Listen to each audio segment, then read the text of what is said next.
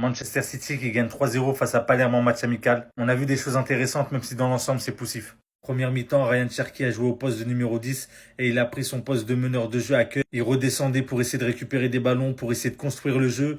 Il a même envoyé un très bel extérieur comme Luka Modric. Malheureusement, elle est passée juste devant Marmouche. Je pense qu'il a mal lu la trajectoire de la balle. On a aussi eu la titularisation de James Trafford au cage. Il n'a pas concédé d'action claire, du coup on ne peut pas voir ce qu'il vaut. Il faudra être un peu indulgent avec lui parce que balle au pied, c'est un monde d'écart avec Ederson. Il faudra lui laisser le temps de progresser à ce niveau-là. On avait aussi la titularisation d'Oscar Bob côté droit et je l'ai trouvé très intéressant, très percutant. Il a provoqué énormément de fautes. Chaque faute qu'il a provoquée, c'était des fautes nécessaires car ça aurait pu faire des actions de jeu très dangereuses. Deuxième mi-temps, que vous dire sur Reinders? Rentré en deuxième mi-temps car Pep Guardiola a changé tout l'effectif. Il t'a mis un doublé magistral. Il était à 2 doigts du triplé, mais il s'est emmêlé les jambes. Il t'a énormément apporté offensivement et défensivement. Et c'est très intéressant pour la suite. Combiné à un Rodri en forme, je vous assure que ça sera le meilleur duo de Première Ligue. Tidjani, rien à signaler, c'est trop fort. Ryan Cherki, abusé. Oscar Bob, waouh. Juste ça en fait, waouh. Mais il y a toujours un fils d'eux au club. Il y a toujours un fils d'eux au club, les gars. Ah, dû regarder le. Je câble sur lui, les gars. Voilà, frère aimé. Oh là là là là là là. Tout allait bien, hein. Tout allait bien, les gars. Tout allait bien. On a joué Palerme. Ryan Cherki, c'est trop fort. Reinders, c'est trop fort. Ryan Ait Nouri, j'ai trop aimé. Kusanov aussi. Haaland, bref, j'ai tout aimé. Voilà, j'ai tout aimé, sauf une personne. Au nom de Dieu, il a joué 45 minutes. Regardez les bêtises. Premier match de la saison avec Manchester City. Regardez les bêtises Galatasaray, s'il vous plaît. Vous attendez quoi, les mecs? Galatasaray, vous attendez quoi, s'il vous plaît, pour placer votre offre? Wallah, j'en ai marre de le voir jouer, en fait. Je l'ai vu s'échauffer directement. Mes sourcils sont froncés alors qu'on mène 1-0 à la mi-temps. Directement, j'en ai marre de ce mec, frère. Faites quelque chose pour lui. Incarcérez-le. Emmenez-le en Turquie. Emmenez-le même faire la guerre. Je sais pas, faites un truc pour lui, les gars. Honnêtement, je m'attendais à rien du match complètement maîtrisé de la part de Manchester City face à Palerme, victoire 3-0, rien de plus facile en fait. Palmarès d'Ederson, je rentre dans le seconde période, je mets un KO à un joueur, rien de plus banal en fait. En fait, c'est trop facile, c'est du Ederson tout craché. Il y a que ça en fait qui lui reste, il met KO, c'est tout en fait. Il va se barrer peut-être à Galatasaray, mais franchement, casse-toi vite. Voilà, je vais pas m'attarder sur lui parce que j'en ai marre. Tidjani Reinders, mais quel poulet, quel crack ce monsieur en fait. Il aurait pu marquer un triplé, malheureusement il a voulu croquer, il a dribblé le gardien. Il y avait Savino et Doku sur le teco, malheureusement il a fait une touche de trop. Il a frappé, après ça sera en sortie de but, enfin en corner du coup. À l'AC Milan, je l'ai jamais vu jouer, hein, je l'ai jamais regardé. Il arrive à City. La vérité, rien que la Coupe du Monde des clubs, je l'ai apprécié. Là face à Palerme, certes c'est Palerme, mais j'ai encore plus vu en fait de quoi il était capable. Il est trop fort. Ramenez-nous Gyökeres, juste pour voir un petit truc, juste pour voir un petit détail en fait. Je m'en fous, c'était Palerme, il a mis son but. Gyökeres, il a marqué face à Bilbao tout à l'heure. Haaland a répondu présent. Je m'en fous. Et je vais vous le dire là maintenant. Retenez bien, cette saison, la saison prochaine, Haaland aura le double de buts de Gyökeres. Il y en a, je vois plein de vidéos en mode ils mettent Gyökeres meilleur buteur de PL. Non, c'est faux. C'est faux tout ça. Mettez des Salah, pourquoi pas. C'est faux. Gyökeres va pas être meilleur buteur. Va même pas être dans le top 3. Je vous le dis. En tout cas, Haaland, meilleur buteur de première ligue, je l'annonce. Ne guettez pas la tête de fou que je l'ai pris, mais Kouzanov. Non, je vous jure, Kouzanov, je le sens bien cette saison. Je le sens bien. Il a appris peut-être son anglais un peu, il parle mieux anglais. Voilà, tout ça. Mais cette saison, il va être monstrueux. Moi, je vous le dis. Juste retenez son blaze. Kouzanov. Voilà, on s'attrape. Merci l'AC Milan.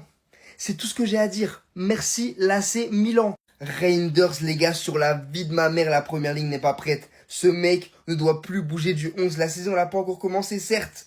Sa place, elle est déjà fixée dans le 11 de base. Il doit jouer tous les matchs. Ça ne doit pas bouger. Aujourd'hui, Reinders s'est doublé, presque triplé pour un milieu de terrain. C'est vraiment pas mal. Il nous aura montré qu'il sait tout faire sur un terrain de football, autant en attaque qu'en défense. C'est littéralement le joueur qui nous manquait la saison dernière. Et je suis impatient de voir ses débuts en première ligue. Par la même occasion, on aura vu les débuts du petit jeune de seulement 17 ans, Moukassa, génération 2007. On est ensemble, mon gars. Et franchement, faut se le dire, en une demi-heure, il aura été ultra convaincant, que ce soit physiquement ou techniquement. Je pense vraiment qu'il nous a montré qu'il était prêt et il a d'ailleurs délivré une belle passe décisive pour Reinders.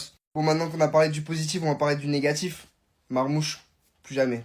Pep Guardiola, c'est la dernière fois qu'on te voit mettre Marmouche sur le côté gauche. Il est pas ailier gauche. Il sait pas jouer, ailier gauche. On a Jérémy Doku sur le banc. L'un des plus gros talents au poste d'ailier gauche de première ligue. Donc Guardiola, là t'as vu que Marmouche ailier gauche ça allait pas. Par pitié, les prochains matchs, mets Jérémy Doku titulaire au poste d'ailier gauche. Non, franchement, on n'en peut plus. Et je voulais terminer en parlant de Nico Gonzalez, les gars, qui nous aura sorti, franchement, une super première mi-temps. J'ai vraiment kiffé. Et je suis ultra hype de le voir jouer auprès de Reinders dans le mi-temps parce que vraiment, je sens que ce duo peut faire très très mal à la première ligue. Bref, mais sinon vous, qu'est-ce que vous en avez pensé de ce match amical face à Palerme? Dites-moi ça dans les commentaires. Et aussi, on vise les 20 000 abonnés. Alors n'hésitez vraiment pas à vous abonner, liker et republier ça pour quelques secondes. Et ça m'aide énormément. Je savais pas que Luka Modric avait signé au club, mais cette passe magistrale que Cherki t'a envoyée sur Marmouche, j'ai l'impression qu'il a mal calculé la trajectoire de la balle, mais si ça aurait été Haaland à sa place, ça aurait fait but assuré. Honnêtement, très intéressant ce qu'il nous a proposé Ryan aujourd'hui. Il est redescendu plein de fois pour récupérer le ballon, pour tenter de créer le jeu. Il a pris son rôle de créateur à cœur. Il a énormément combiné avec Oscar Bob.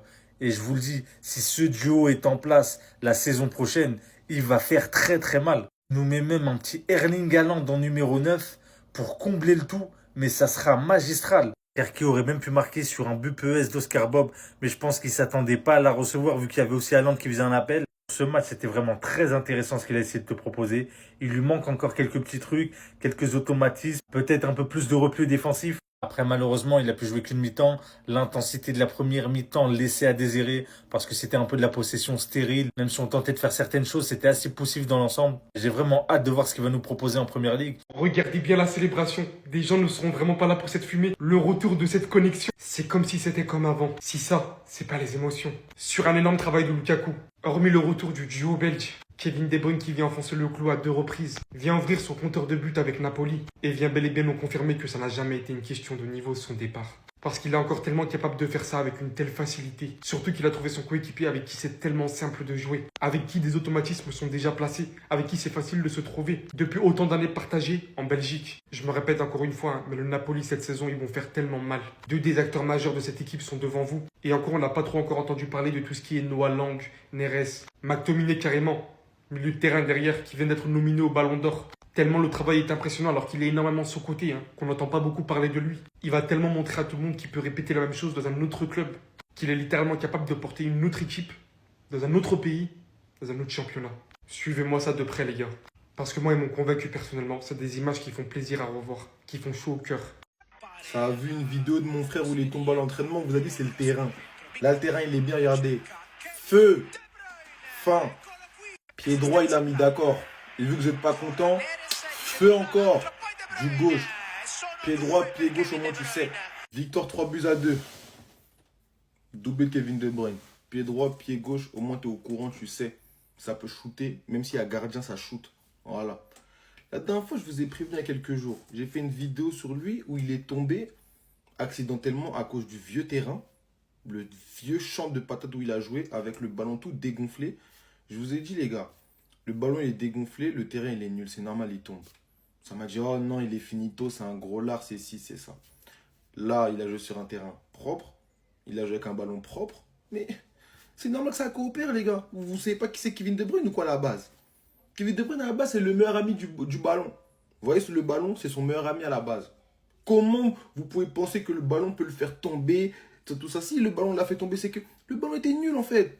C'est simple comme bonjour, wesh. Regardez là maintenant, vous êtes comme des idiots.